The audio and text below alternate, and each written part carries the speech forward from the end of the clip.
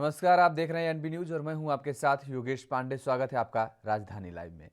Corona के बढ़ते मामलों पर दिल्ली के स्वास्थ्य मंत्री सत्येंद्र जैन ने मीडिया से बात करते हुए कहा कि दिल्ली में वीकेंड लॉकडाउन तेजी से बढ़ने के मामलों को ध्यान में रखते हुए ये लगाया गया है। लेकिन पूर्ण लॉकडाउन के सवाल पर सत्येंद्र जैन ने कहा कि फिलहाल ऐसा नहीं होगा। उन्होंने कहा कि पैनिक होने की जरूरत नहीं है।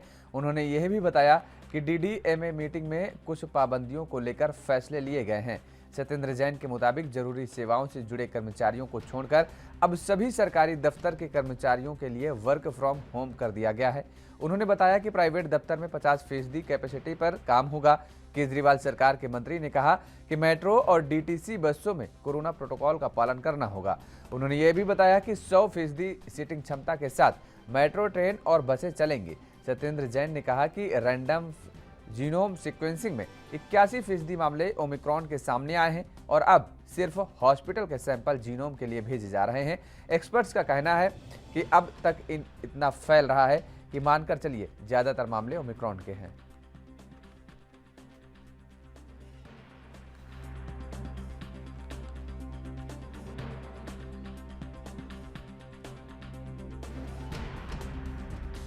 आज डीडीएमए की मीटिंग थी और डीडीएमए फैसले किए गए हैं। उसमें से एक प्रमुख था कि भाई दिल्ली सरकार के जितने भी ऑफिसेज हैं सिर्फ असेंशियल ऑफिसेज खुलेंगे, बाकी प्राइवेट ऑफिसेज में 50% अटेंडेंस के साथ काम होगा। मेट्रो के अंदर सिटिंग विद कोविड प्रोटोकॉल के साथ अलाउड होगी, जिसमें कि मास्क लगाना कंपलसरी होगा और वीकेंड कर्फ्यू लगाया जाएगा। सर, आज संक्रमण दर कितनी दर्ज होगी? लगभग 8.5% के आसपास। 8.5% जी। और मामले आएंगे 5,500 के आसपास। 5,500 के आसपास। सर, ओमिक्रॉन की जो आपने कल बताया था जीनोम सीक्वेंसिंग रिपोर्ट में 81% का, अभी कितनी है? देखिएगा, हमने 2 दिन का बताया था आपको। अभी क्या जो हमने चेक करना था, रैंडम चेकिंग करनी थी, वो कर ली। अब तो सिर्फ हॉस्पिटल्स के सैंपल्स जा रहे हैं और एक्सपर्ट्स का ये कहना है कि अब जितना भी फैल रहा है ये ओमिक्रॉन ही है। इसको मान के चलिए ओमिक्रॉन का ही ज्यादा फैला हुआ है। और इसी खबर पर ज्यादा जानकारी के साथ हमारे साथ दिल्ली से संवाददाता राजीव तिवारी सीधे लाइव जुड़ चुके हैं। राजीव, जिस तरीके से दिल्ली में लगातार कोरोना के मामले फैल रहे हैं और एक बार सख्ती जरूर बढ़ाई गई थी दिल्ली सरकार के द्वारा, लेकिन अब कहीं ना कहीं लोगों को ढील दी जा रही है। लोगों को ये कहा जा रहा है कि बस स्टॉप पे, मेट्रो स्टेशनों पर भीड़ उमड़ रही थी, इसको लेकर के ये ढील दी गई है और अब कोविड प्रोटोकॉल का पालन करते हुए 100% कैपेसिटी के साथ लोग जा सकते हैं, मेट्रो का सफ़र कर सकते हैं। ऐसे में क्या ये नहीं लगता है कि कहीं ना कहीं ये कोविड को बढ़ावा भी दे सकता है ये उठाया गया कदम? देखिए, बिल्कुल सही कहा आपने। यहाँ पर बात करें जिस तरीके से लगातार कोरोना की स्थिति को कंट्रोल करने की जो कोशिश की जा रही थी दिल्ली सरकार के द्वारा भी और यहाँ तक कि डीएमए के द्वारा भी, लगातार कहीं ना कहीं कल जो बैठक की गई थी उसके अंदर भी एक रणनीति बनाई गई कि जिस तरीके से आंकड़े बढ़ रहे हैं उसको कंट्रोल किया जाए और दिल्ली के अंदर कहीं ना कहीं सख्ती की जाए। मगर उसी को लेकर जिस तरीके से वीकेंड कर्फ्यू का ऐलान किया गया, शुक्रवार रात 10 बजे से लेकर सोमवार सुबह 5 बजे तक के लिए वीकेंड कर्फ्यू रहेगा, तो उसके कहीं ना कहीं सख्ती जरूर बढ़ती जाएगी। मगर बात करें जिस तरीके से सरकारी विभाग की, तो सरकारी विभाग के जितने भी ऑफिस है उनको कहीं ना कहीं बंद कर दिया गया है। होम क्वारंटाइन के होम वर्क के द्वारा कहीं ना कहीं जो कर्मचारी है वो काम करते हुए नजर आएंगे। मगर जो प्राइवेट सेक्टर है उसके अंदर कहीं ना कहीं 50% गैदरिंग के हिसाब से कर्मचारियों को आने की अनुमति दी गई है। मेट्रो सेवाओं के लिए जो कहीं ना कहीं दिल्ली सरकार के द्वारा जो डीएमए के द्वारा के लगातार जो कदम उठाए गए हैं वो कहीं ना कहीं नुकसान दे सकते हैं, क्योंकि जिस तरीके से मेट्रो सेवाओं के अंदर 50% क्या सीटें को साथ लोग सफर कर सकते थे और कहीं ना कहीं डीटीसी बसों के अंदर भी, तो वो कहीं ना कहीं अब दिक्कत आ सकती है, क्योंकि लोगों की भीड़ जो है वो मेट्रो की सेवाओं के ऊपर ज्यादा बढ़ती हुई नजर आ रही थी, डीटीसी बसों के अंदर सेवाओं बढ़ती हुई नजर आ रही थी। मगर इसको लेकर दिल्ली सरकार की तरफ से जो कदम उठाया गया है वो कहीं ना कहीं दिल्ली सरकार को नुकसान दे सकता है, क्योंकि जिस तरीके से पूरी सीटिंग के साथ बैठने की अनुमति दे दी गई है मेट्रो के अंदर भी और डीटीसी बसों के अंदर भी, तो कहीं ना कहीं नुकसान जरूर हो सकता है। मगर यहाँ पर जिस तरीके से कहा गया है कि कोरोना प्रोटोकॉल का पालन करना होगा, मास्क लगाना होगा, अगर जो लोग मास्क नहीं लगाएंगे उनके ऊपर कहीं ना कहीं सख्ती करी जाएगी, तो वो कहीं ना कहीं उसको लेकर भी कहीं ना कहीं और ज्यादा सख्ती होनी चाहिए थी। जो 50% गैदरिंग के साथ साथ बसों को और मेट्रो को चलाना था, वो कहीं ना कहीं उसी तरीके से चलना चाहिए था। मगर जिस तरीके से पूरी सीटिंग के साथ अनुमति दे दी गई है, तो उससे कहीं ना कहीं दिक्कतें जरूर आने वाली है। मगर जिस तरीके से वीकेंड कर्फ्यू का ऐलान किया गया, उससे साफ जाहिर होता है कहीं ना कहीं स्थिति जो है वो कंट्रोल करने की कोशिश की जा रही है। और कहीं ना कहीं आने वाले दिनों के अंदर कहीं ना कहीं जो कहा जा रहा था कि संपूर्ण लॉकडाउन लगाया जा सकता है, उसको लेकर कहीं ना कहीं स्वास्थ्य मंत्री सत्येंद्र जैन ने स्पष्ट कर दिया कि अभी कंप्लीट लॉकडाउन लगाने की जरूरत नहीं है। मगर जो आंकड़े आ रहे हैं वो कहीं ना कहीं ओमिक्रॉन के जरूर आ रहे हैं, मगर कहीं ना कहीं स्थिति को कंट्रोल करने के लिए अभी भी दिल्ली सरकार जो है कोशिश करते नजर आ रही है। और पिछले 24 घंटे के जो आंकड़ों की बात करें, वो भी कहीं ना कहीं चौंकाने वाले हैं, क्योंकि लगभग 6,000 के करीब आंकड़े आ चुके हैं, यानी कि 5,800 के करीब आंकड़े आ चुके हैं। जी बिल्कुल राजीव, लेकिन सबसे बड़ी बात यह है कि जिस तरीके से कोरोना के मामले फैल रहे हैं, एक बार फिर से तीसरी लहर को देखने को मिल रहा है। ओमिक्रॉन एक नया वेरिएंट आया। हालांकि इस पर जरूर ये बताया जा रहा है कि इससे ज़्यादा डरने की ज़रूरत नहीं है, क्योंकि ये उतना प्रभावी नहीं है जितना कि डेल्टा था। सबसे बड़ी बात यह है कि ऐसे में दिल्ली सरकार किस तरीके से इस तीसरी लहर से चुनौती या लड़ने के लिए किस तरीके से तैयार है? देखिए, बिल्कुल सही कहा आपने। यहाँ पर बात करें चुनौती की, तो जिस तरीके से चुनौती काफी बड़ी जरूर बताई जा रही है। विशेषज्ञ की तरफ से भी कहा गया कि जो तीसरी लहर है वो कहीं ना कहीं घातक हो सकती है। मगर जो अब जो रिपोर्ट आ रही है वो कहीं ना कहीं थोड़ी सी दिल्ली सरकार को थोड़ी सी राहत जरूर देती नजर आ रही है, क्योंकि जिस तरीके से कहा जा रहा है कि ओमिक्रॉन जो है वो घातक होगा, मगर अब जो रिपोर्ट आ रही है वो कहीं ना कहीं इतनी बड़ी घातक नहीं बताई जा रही है। क्योंकि जिस तरीके से मेडिकल विभाग की तरफ से बात की जाए, तो कहीं ना कहीं उसकी तरफ से कहा जा रहा है कि ओमिक्रॉन जो है वो कहीं ना कहीं हल्के सिम्टम के साथ साथ ठीक भी हो रहा है, यानी काफी बड़ी संख्या के अंदर जो है लोग जो है वो ठीक होते हुए नजर आ रहे हैं। तो कहीं ना कहीं राहत वाली साथ जरूर है। मगर दिल्ली सरकार जिस तरीके से कोशिश कर रही है और आंकड़े जो चौंकाने वाले आ रहे हैं उसको कंट्रोल करने की कोशिश की जा रही है। मगर यहाँ पर बात करें जिस तरीके से वीकेंड कर्फ्यू के लिए बड़ा ऐलान कर दिया गया है, शुक्रवार रात 10 बजे से लेकर सोमवार सुबह 5 बजे तक के लिए वीकेंड कर्फ्यू रहेगा। इसके अंदर जरूरी सेवाएं यानी कि इमरजेंसी सेवाएं होंगी वो सुचारू रूप से चलती रहेंगी। मेडिकल की सुविधाएं, किसी को अस्पताल जाना है वो सुविधाएं मिलती रहेंगी। मगर जो लोग बेवजह यानी कि जो बाजारों के अंदर भीड़ घूमते हैं या फिर कहीं बाहर निकलते हैं, उनके ऊपर जरूर सख्ती की जाएगी। और जैसे ही वीकेंड कर्फ्यू का ऐलान किया गया है, तो दिल्ली पुलिस जो है वो कहीं ना कहीं लगातार इसको लेकर कहीं ना कहीं सतर्क होती नजर आई। बाजारों के अंदर बैरिकेडिंग किए गए, लोगों को बाहर नहीं निकलने दिया जा रहा, लोगों को ये कहा जा रहा है कि आप लोग मास्क लगा के रखिए, अपने घरों में रहिए ताकि सुरक्षित रहे। मगर कहीं ना कहीं दिल्ली पुलिस जो है वो इस फैसले से कहीं ना कहीं बहुत ज्यादा सतर्क होती हुई नजर आ रही है। जी राजीव तिवारी, जिस तरीके से ये कदम उठाए जा रहे हैं दिल्ली सरकार के द्वारा, ऐसे में दिल्ली की जनता का क्या मूड है? दिल्ली की जनता का क्या मानना है कि लॉकडाउन के लिए मना कर दिया गया है कि मामले अगर अभी और बढ़ते हैं तब भी अभी लॉकडाउन नहीं लगाया जा सकता है, क्योंकि अभी ऐसी स्थिति अभी पैदा भी नहीं हुई है। लगातार मामले बढ़ रहे हैं, बावजूद इसके सरकार ये आश्वासन दे रही है। तो ऐसे में दिल्ली वासियों क्या क्या मानना है? देखिए, बिल्कुल सही कहा आपने। यहाँ पर बात करें जिस तरीके से सत्येंद्र जैन ने कहा कि हम कंप्लीट लॉकडाउन नहीं लगाएंगे क्योंकि अभी तक की स्थिति बिगड़ी नहीं है, यानी कि अस्पतालों के अंदर अभी काफी बड़ी संख्या के अंदर बेड जो है वो खाली पड़े हुए हैं। अगर जिस तरीके से जो हल्के सिम्टम आ रहे हैं, यानी कि कोरोना की बात करें, ओमिक्रॉन की बात करें, वो इतने घातक नहीं है अब जितने पहले बताए जा रहे थे। मगर उनको कहीं ना कहीं होम क्वारंटाइन के द्वारा या अस्पतालों के अंदर जल्दी से जल्दी ठीक भी किया जा रहा है, और काफी 1 हफ्ते के अंदर लगभग कह सकते हैं ठीक भी हो रहे हैं लोग। मगर यहाँ पर बात करें जिस तरीके से जनता की, तो जनता कहीं ना कहीं यही कह रही है कि जहां चुनाव है वहां पर जिस तरीके से प्रचार किए जा रहे हैं वहां का आंकड़े क्यों नहीं बढ़ रहे हैं, और सरकार जो है वो कहीं ना कहीं डराने की कोशिश कर रही है। मगर कुछ लोग जो है जागरूक जो है, जो समझदार है, वो कहीं ना कहीं इसके नियमों का पालन करते हुए नजर आ रहे हैं, मास्क का यूज करते हुए नजर आ रहे हैं, बाजारों के अंदर कम जाने की कोशिश कर रहे हैं, भीड़ का हिस्सा कम बनने की कोशिश कर रहे हैं। मगर कहीं ना कहीं काफी हद तक जो जनता की आवाज है वो भी यही आती नजर आ रही है कि जहां पर चुनाव है वहां पर कर्फ्यू का इस्तेमाल क्यों नहीं किया जा रहा है, लोगों को रैलियों के अंदर जाने से रोका क्यों नहीं जा रहा है, और जो नेता रैलियों के अंदर लोगों को बुला रहे हैं उनके ऊपर सख्ती क्यों नहीं की जा रही है, ये सबसे बड़ा सवाल खड़ा होता हुआ नजर आ रहा है। और इसी को लेकर कहीं ना कहीं चुनाव आयोग की तरफ से भी कहा गया था कि 5 राज्यों के चुनाव है उनको टाला जाए, मगर अभी तक सरकार की तरफ से ऐसा कोई भी कदम उठता हुआ नजर नहीं आया है। जी चलिए, बहुत बहुत शुक्रिया तमाम सारी जानकारी देने के लिए। राजीव हमारे साथ जुड़े हुए थे दिल्ली से, जिन्होंने बताया कि साफ तौर पर दिल्ली में कोरोना के मामले तो बढ़ रहे हैं, लेकिन सरकार अभी किसी भी तरीके की सख्ती करने के मूड में नहीं है। ओमिक्रॉन के मामले भी बढ़ रहे हैं।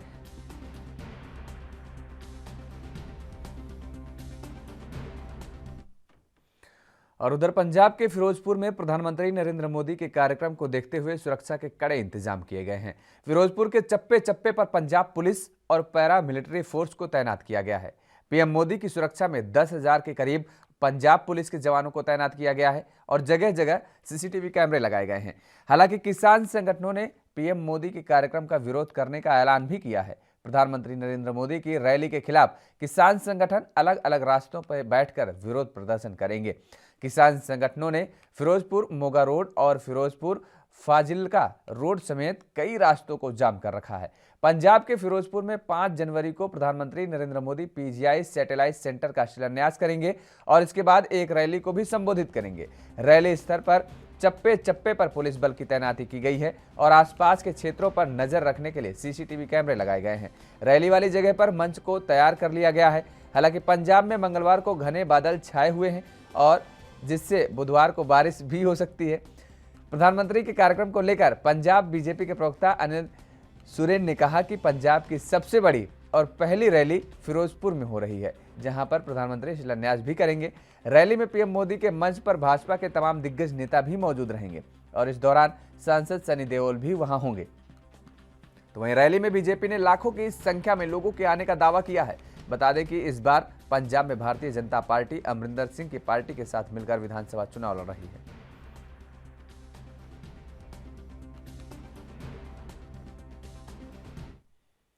और इसी खबर पर ज्यादा जानकारी के साथ हमारे संवाददाता अमित कुमार सीधे लाइव जुड़ चुके हैं। अमित, जिस तरीके से प्रधानमंत्री नरेंद्र मोदी का आज पंजाब में दौरा है, कई परियोजनाओं का लोकार्पण शिलान्यास करेंगे और इसके साथ ही वो रैली को संबोधित करेंगे, क्या कुछ जानकारी है और आपके पास?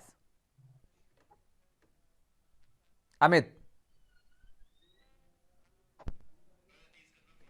चले शायद संपर्क नहीं हो पा रहा है। एक बार फिर से अमित से जुड़ने की कोशिश करेंगे और जानेंगे उनसे कि पंजाब में आज प्रधानमंत्री नरेंद्र मोदी की रैली को लेकर के क्या कुछ तैयारियां हैं।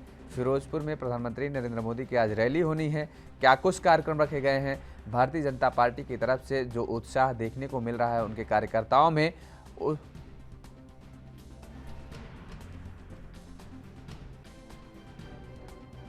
और इसी खबर पर एक बार फिर से हमारे साथ अमित कुमार सीधे लाइव जुड़ चुके हैं।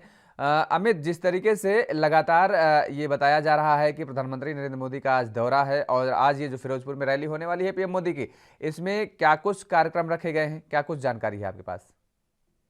देखिए, सबसे पहले तो जो एक नींव पत्थर रखना है, एक बहुत बड़ा प्रोजेक्ट लेके आया जा रहा है, हॉस्पिटल का प्रोजेक्ट आ रहा है, वो लोगों के लिए एक बहुत लंबी समय से डिमांड थी, उसका नींव पत्थर रखा जा रहा है। तो एक सॉलिड ग्राउंड प्रधानमंत्री नरेंद्र मोदी पंजाब के लोगों के लिए एक बहुत बड़ा तोहफा दे के जा रहे हैं। कई हजार करोड़ का प्रोजेक्ट है। उसके अलावा अगर हम इसके देखें तो इसका एक बहुत बड़ा सियासी मायने भी है कि 2019 के बाद पहली बार होंगे जब प्रधानमंत्री नरेंद्र मोदी खुद पंजाब आ रहे हैं और खुद किस चीज को प्रमोट कर रहे हैं। और अगर हम देखें इलेक्शन से जोड़ के देखें तो इलेक्शन बहुत ज्यादा नजदीक है और ऐसे में उनका यहाँ पर पहुंचना एक बहुत बड़ा मैसेज देगा। अब ये देखना होगा कि जब वो यहाँ पहुंच रहे हैं तो कितने बड़े फेरबदल हमें देखने मिले, क्योंकि जब से अगर हम कहें कि वो आने की अटकलें शुरू हुई है तब से ही फेरबदल बढ़ गई हैं।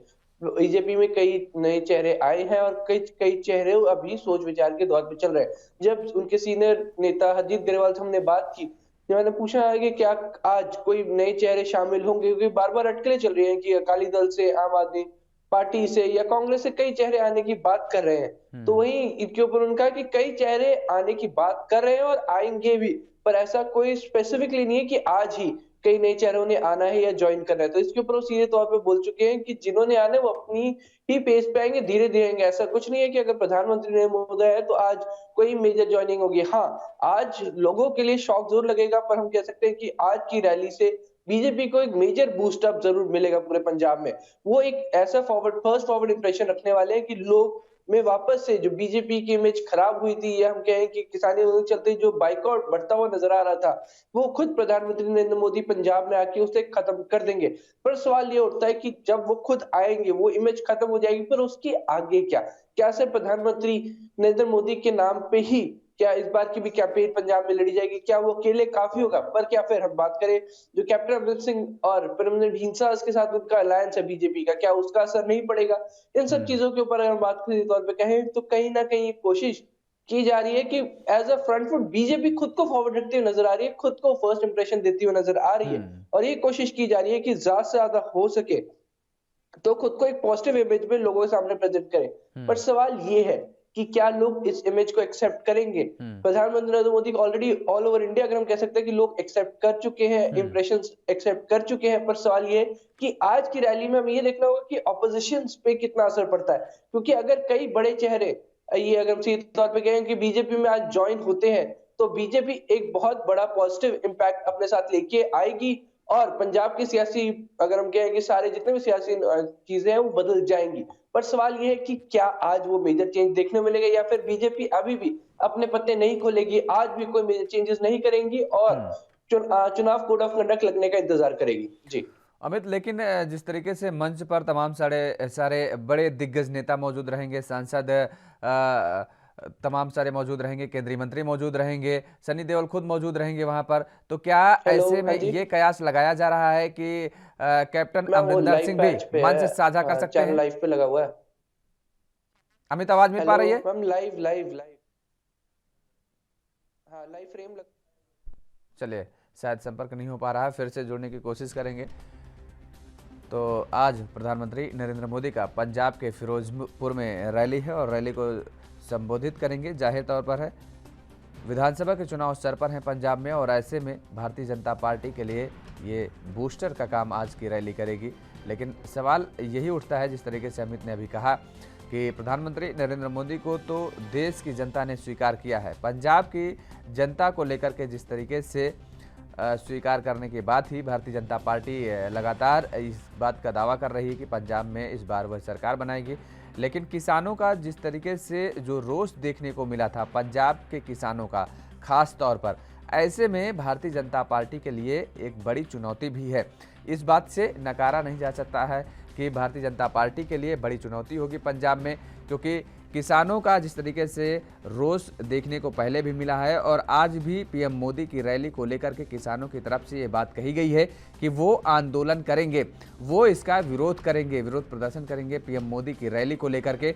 हालांकि विरोध को लेकर के चप्पे चप्पे पर पुलिस बल तैनात किया गया है, सीसीटीवी कैमरे जगह जगह पर लगाए गए हैं, सुरक्षा में 10,000 जवान तैनात किए गए हैं पंजाब पुलिस के। और ऐसे में ये अब जिस तरीके से भारतीय जनता पार्टी इस बात का दावा कर रही है कि 2022 में सरकार पंजाब में भारतीय जनता पार्टी ही बनाएगी, तो ये देखने वाली बात होगी। लेकिन ये जरूर है कि जिस तरीके से अभी हमारे संवाददाता अमित कुमार ने बताया कि आज की रैली पंजाब के बीजेपी पंजाब के लिए एक बहुत अहम मानी जा रही है और ये बूस्टअप का काम करेगी। उधर विधान परिषद में विपक्ष के नेता प्रवीण दरेकर ने Mumbai district central cooperative bank के चुनाव में शानदार जीत हासिल कर अपना परचम लहराया था, लेकिन उनकी यह खुशी ज्यादा घंटों तक टिक नहीं सकी है। दरेकर ने निदेशक मंडल के चुनाव के लिए बतौर मजदूर आवेदन किया था, जिसका दूसरे पैनल ने विरोध किया था। अब सहकारिता विभाग ने दरेकर को मजदूर के रूप में अयोग्य घोषित कर दिया है और इस फैसले से दरेकर को बड़ा झटका लगा है। वे साल 1997 में मुंबई बैंक का चुनाव मजदूर के रूप में लड़ रहे हैं और विपक्ष ने कहा कि दरेकर ने इस तरह सरकार को धोखा दिया। वहीं विधान परिषद में विपक्ष के नेता प्रवीण दरेकर ने जानकारी दी है कि वह सहकारिता विभाग के फैसले को कोर्ट में चुनौती देंगे। उन्होंने दावा किया कि उनके खिलाफ अयोग्यता की कोई कार्रवाई नहीं की गई है, केवल निर्देश दिए गए हैं। सहकारिता विभाग द्वारा अयोग्य ठहराए जाने पर प्रतिक्रिया व्यक्त करते हुए दरेकर ने कहा है कि मैं इसके खिलाफ अदालत में अपील करूंगा। चूंकि मैं राज्य में विपक्ष का नेता हूं, इसलिए कुछ लोग दबाव में बनाना चाहते हैं और उन्होंने कहा है कि वह इस संबंध में सीबीआई में शिकायत दर्ज कराएंगे। दरेकर ने कहा है कि मेरे पैनल ने मुंबई बैंक की 21 में से 21 सीटों पर जीत हासिल की है। मैं 2 जगहों पर निर्वाचित हुआ हूं। हालांकि मैंने मजदूर के रूप में चुने जाने पर उठे विवाद के बाद इन दोनों सीटों से इस्तीफा दे दिया है।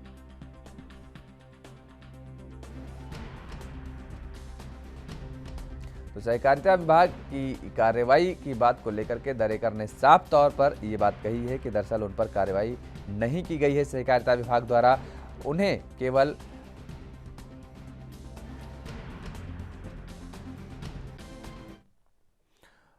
और इसी खबर पर ज्यादा जानकारी के साथ हमारे साथ सत्य प्रकाश सोनी मुंबई से सीधे लाइव जुड़ चुके हैं। सत्य प्रकाश, जिस तरीके से दरेकर ने एक शानदार जीत हासिल की, परचम लहराया, 21 की 21 सीटों पर जीत दर्ज कराई, लेकिन ये खुशी ज्यादा देर तक टिक नहीं पाई। क्या कुछ जानकारी है और आपके पास इस पर?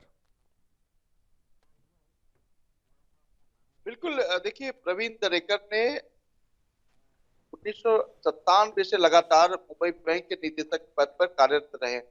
ऐसे में जब इस बार चुनाव हुआ तो उन्होंने 21 में से 21 सीटों पर परचम लहराया, जीत हासिल की। लेकिन जिस तरह से निदेशक मंडल के चुनाव में उन्होंने अपने आप को मजदूर बताकर यह निदेशक बनने की जो कहावत चल रही थी, काफी समय से चल रही थी, उसको लेकर विरोधियों ने सीधे तौर पर इसका विरोध किया। लेकिन सहकारिता विभाग ने जांच में सीधे तौर पर उन्हें अयोग्य घोषित कर दिया, यानी कि अब वह निदेशक पद पे नहीं रह सकते। इसको लेकर प्रवीण दरेकर ने कुछ नाराजगी जताई है और कहा कि पूरे मामले की जांच वह सीबीआई में कराएंगे और बैंक जाकर इस पे कोर्ट जाकर इस पूरे मामले की जांच करवाएंगे।